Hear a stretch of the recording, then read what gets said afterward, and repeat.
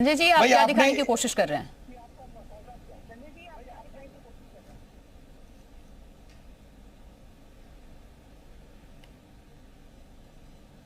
ये आपके हाथ में जो टैब है, इसे देख नहीं पा रही हूँ, इसमें आखिर है क्या? क्या दिखाने की कोशिश कर रहे हैं आप? दीपक रंजन को जवाब देना चाह रहे हैं, इतना पता चल रहा है। इसमें क्या लिखा है?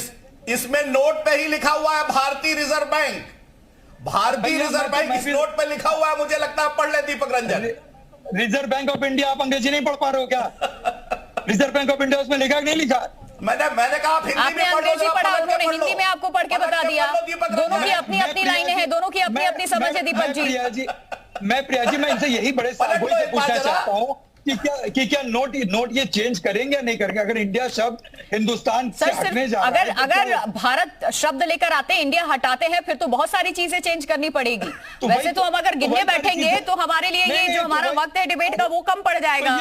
तो ये दोहरी मानसिकता लेकर के क्यों चल रहे हैं ये लोग? ठीक है, सौरभ मालवीय का मैं रुख कर रही हूँ डिबेट में। मेरे पास बहुत कम वक्त बचा हुआ है, बाकियों का भी मैं कॉमेंट ले लूं सर, बाकियों का भी मैं कमेंट ले लूं। सौरभ मालवीय, अगर किसी सरकार पे एलिगेशंस लगते हैं कि वो किसी शाखा द्वारा चलाई जाती है, और खास करके बीजेपी पे, कि ये संघ के फैसलों को आगे बढ़ाया जाता है, बस सरकार में लोग बैठे हुए हैं और नागपुर से जो ऑर्डर आता है उसको दिल्ली की सरकार फॉलो करती है, इंप्लीमेंट करती है, ये बहुत बड़ी बात है। लोकतांत्रिक तरीके से चुनी हुई सरकार पे अगर इस तरीके के आरोप लग रहे हैं, तो आपको नहीं लगता है कि इस पे भी ध्यान देना चाहिए और इस चीज का खंडन किया जाना चाहिए?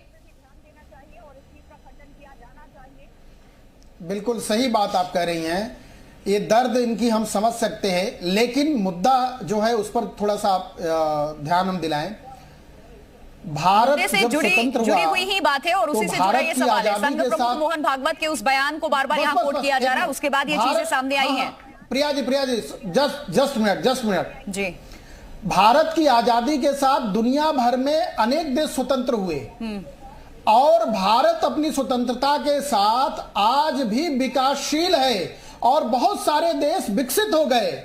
60 वर्षों तक क्या किया, कहां लेके गए देश को, भारत की सभी चीजों से क्या क्या खेले।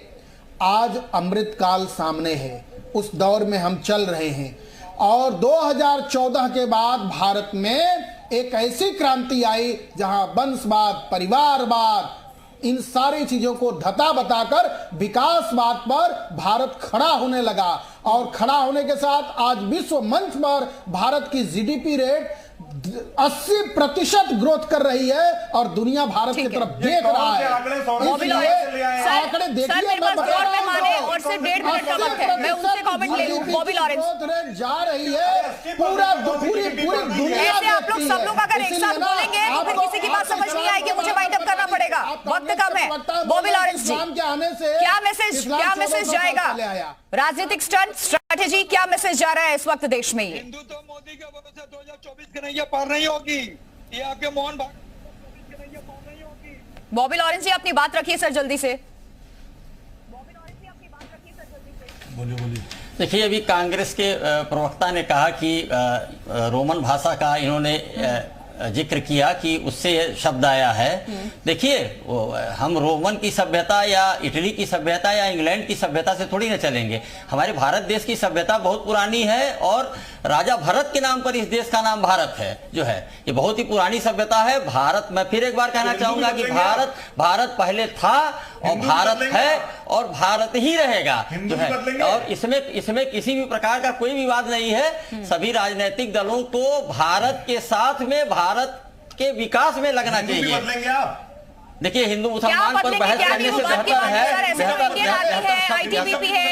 देखिए, परिचर्चा ऐसे तो बहुत सारी चीजें ना, लिस्ट लंबी है, इसीलिए मैंने कहा था बहुत सारी चीजें हैं। जब बदलेंगे उस पे भी हम बात करेंगे, उस पे भी हम चर्चा करेंगे। वो सरकार सत्ता में जो भी होगा वो फैसला लेगा। हमारे साथ दिलीप यशवर्धन भी एक कमेंट में उनका वापस लेना चाहूंगी। संविधान विशेषज्ञ है, क्योंकि बार बार इन सारी चीजों का जिक्र किया जा रहा है जो भी इंडिया से रिलेटेड नाम है, जुड़े हुए हैं। लेकिन आपने एक चीज जो कही थी कि संविधान में जो क्लॉज है उसको दर्शाते हुए कि कोई दिक्कत नहीं है, दोनों हाउस से, दोनों सदनों से अगर ये चीज पास हो जाती है तो सरकार इसको इंप्लीमेंट कर सकती है, फिर भी ये असंवैधानिक नहीं होगा, संशोधन हो सकता है इसमें। प्रिया जी, अगर मैं कॉन्स्टिट्यूशनल प्रोविजंस की बात करूं तो आर्टिकल 3 पार्लियामेंट को ये पावर देता है कि पार्लियामेंट नाम चेंज कर सकता है। तो ये प्रावधान हमारे कॉन्स्टिट्यूशन में है। ये लीगली अगर भारत का नाम चेंज होकर के इंडिया हटा दिया जाता है तो legally it will be correct, but logically जो पार्टियां लॉजिक दे रही है, जो सरकार लॉजिक दे रही है, वो लॉजिक कहीं से करेक्टली स्टैंड नहीं करता है। और दूसरा जो इंडिया नाम कहा जा रहा है अंग्रेजों की देन है, इंडिया नाम अंग्रेजों की देन नहीं है, इंडिया नाम अंग्रेजों से पहले भी था। इंडिया भारत का एक इंग्लिश वर्जन जरूर हो सकता है, ये कहा जा सकता है कि इंग्लिश भाषा का वर्जन है, बट इंडिया नाम अंग्रेजों का दिया नहीं है। बट अगेन आई से कि constitutionally there is no problem, सरकार parliament is empowered to change the name, और अगर वो करती है तो वो कॉन्स्टिट्यूशनली गलत नहीं होगा। ठीक है सर। देखिए मेरे पास वक्त इतना ही था, बहुत सारे मेहमान हमारे साथ आज इस चर्चा में जुड़े थे और एक हेल्दी डिबेट यहां पर हुई है, सभी ने अपने पक्ष को रखा है। और सर ये 40-45 मिनट के वक्त में हम ये विषय ही ऐसा है कि सारे सवाल को यहां नहीं ले पाएंगे और सारी चीजों पर हम डिस्कस नहीं कर सकते थे, लेकिन जितना हद तक संभव हुआ सभी को मौका दिया हमने और सभी से बातचीत की। बहुत शुक्रिया आप सभी मेहमानों का इस चर्चा में शामिल होने के लिए।